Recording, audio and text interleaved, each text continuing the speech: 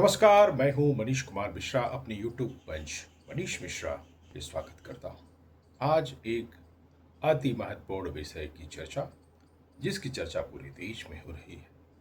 आपको याद होगा 13 जुलाई को लखनऊ से कानपुर एक्सप्रेसवे का उद्घाटन हुआ। लागत करीब 4,700 करोड़। 4.5 साल का समय लगा। उसके बाद भी 20 दिन के बाद सड़क धंसनी शुरू हो जाती है, सड़क टूटनी शुरू हो जाती है और उसका नतीजा ये हुआ कि national highway authority of India यानी राष्ट्रीय राजमार्ग प्राधिकरण को आनन फानन में प्रेस वार्ता करके लखनऊ कानपुर एक्सप्रेसवे पे लगने वाले टोल टैक्स को कुछ दिनों के लिए टालना पड़ा, यानी अब टोल टैक्स नहीं देना पड़ेगा। लगातार वीडियो सामने आ रहे हैं, लगातार खबरें हो रही हैं कि जो लखनऊ कानपुर एक्सप्रेसवे बना है वो लगभग 85 से ज़्यादा जगहों पे धंस चुका है, या जो सड़क बनी उसमें दरार आ चुके हैं। आईआईटी खड़गपुर की विशेषज्ञों की टीम जांच कर रही है और जांच में ये पता चला है कि जब पानी डाल के कुछ सड़क पे गड्ढा करके पानी डाला गया तो ये पता चला कि जो मिट्टी का और बिटुमिन की जो मिलावट है, यानी जो पैचिंग होनी चाहिए, वो शायद सही तरीके से रोलिंग नहीं हुई और उस रोलिंग या सही टेक्निक से उस मिट्टी का टेस्ट नहीं किया गया कि बारिश होने के बाद वो मिट्टी कितने वजन तक के लोड को सहन कर सकती है, कहाँ धंस सकती है नहीं सकती है, इसकी टेस्टिंग नहीं हुई और लिहाजा 4.5 साल में इस एक्सप्रेस वे को बना के आम लोगों के लिए खोल दिया गया। 13 जुलाई को जब इसका लोकार्पण हो रहा था तो लखनऊ के सांसद केंद्रीय रक्षा मंत्री राजनाथ सिंह, उत्तर प्रदेश के मुख्यमंत्री सीएम योगी आदित्यनाथ और केंद्रीय सड़क परिवहन राजमार्ग मंत्री नितिन गडकरी मौजूद थे। नितिन गडकरी ने उस दिन कहा कि उनके विभाग के पास 15 लाख करोड़ रुपए हैं, पैसे की कमी नहीं है, बस आप योजनाएं बताइए, उस पर वो काम शुरू करेंगे। उसी दिन उन्होंने कई घोषणाएं की, कई हाईवेज की घोषणा की। साथ ही राजनाथ सिंह, जो कि लखनऊ के सांसद हैं, उन्होंने मांग की कि ट्रांसपोर्ट नगर एयरपोर्ट से जो कनेक्ट शहीद पथ है उस पर एक एलिवेटेड रोड बनाया जाए, उसकी भी घोषणा नितिन गडकरी ने कर दी। अब सवाल उठता है कि कई लाख किलोमीटर सड़कें 2014 से लेकर 2026 तक बन चुकी हैं, लेकिन उनकी हालत कैसी है ये किसी से छिपी नहीं। लगातार सड़कों के लोकार्पण के दौरान नितिन गडकरी का बयान आपने सुना होगा कि हमारी सड़कें विश्व स्तरीय हैं। उन्होंने 2024 तक, ये 2023 जुलाई में लोकसभा में उन्होंने कहा था कि भारत की सड़कें 2024 तक अमेरिका के बराबर हो जाएंगी। अब ये सवाल उठता है कि भारत की सड़कें अमेरिका के बराबर हुई कि नहीं, ये तो सबको दिखाई दे रहा है।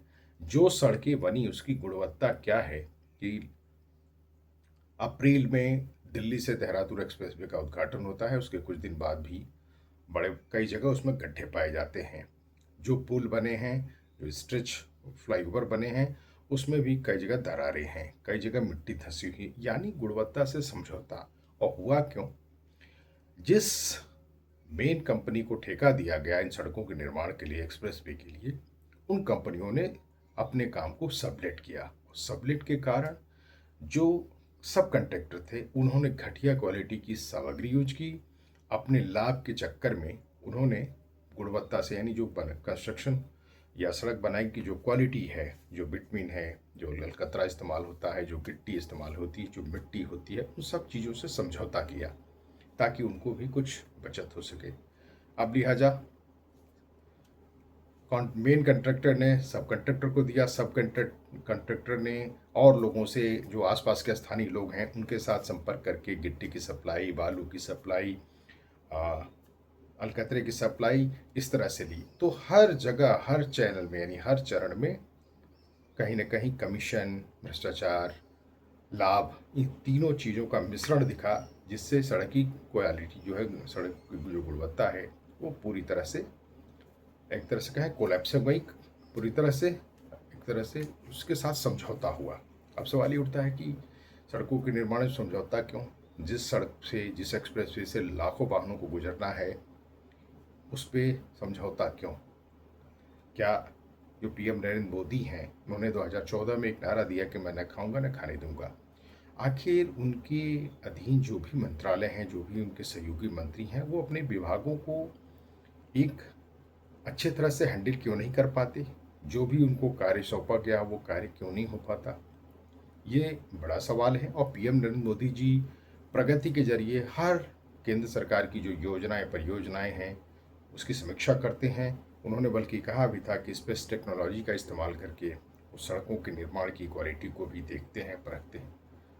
देहरादून दिल्ली देहरादून एक्सप्रेस वे में दरार आई, सड़कें धंसी, मिसाल है।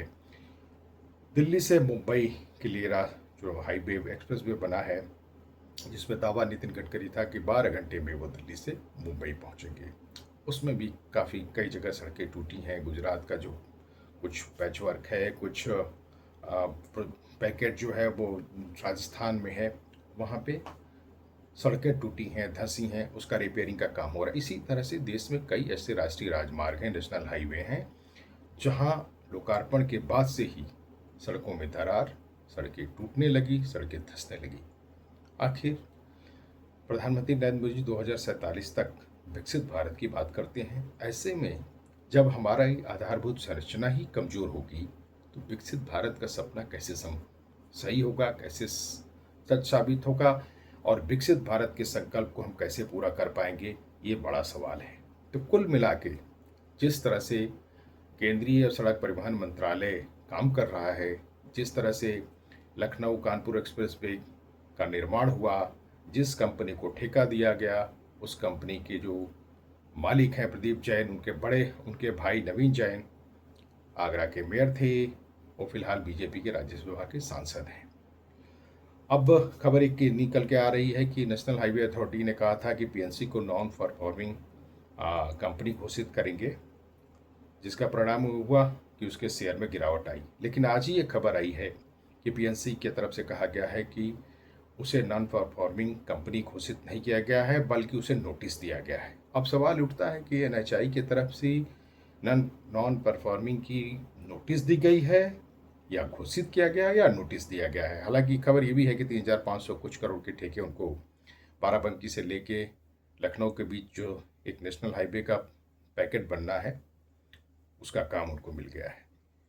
कुल मिला के देश में इस समय जो सबसे बड़ा और गंभीर एक मुद्दा बना हुआ है, जो काफ़ी चर्चा में है, जो काफ़ी चिंताजनक है, वो है भारत में जो नेशनल हाईवे हैं, एक्सप्रेस वे हैं, उनकी गुणवत्ता से समझौता।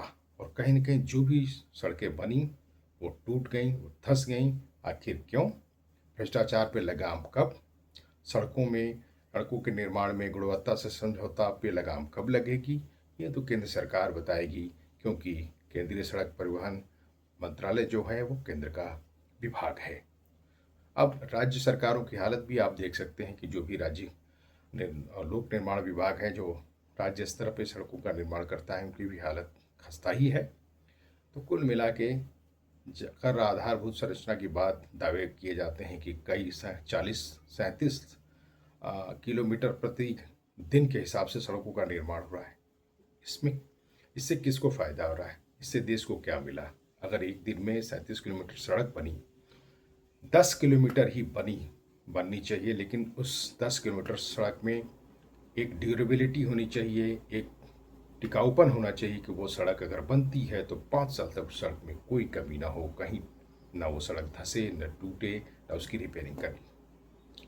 और अगर जो निर्माण करने वाली निर्माणकर्ता कंपनी है, अगर वो उस सड़क का निर्माण करते हुए सड़क के निर्माण की गुणवत्ता में कमी करती है, समझौता करती है, तो उस पर बड़ा जुर्माना लगेगा। साथ ही जो मॉनिटरिंग करने वाले लोग हैं, एनएचआई के जो प्रोजेक्ट ऑफिसर्स हैं, डायरेक्टर हैं, उन पे भी कड़ी कार्रवाई होनी चाहिए, तभी जाके शायद जवाबदेही और जिम्मेदारी तय होगी।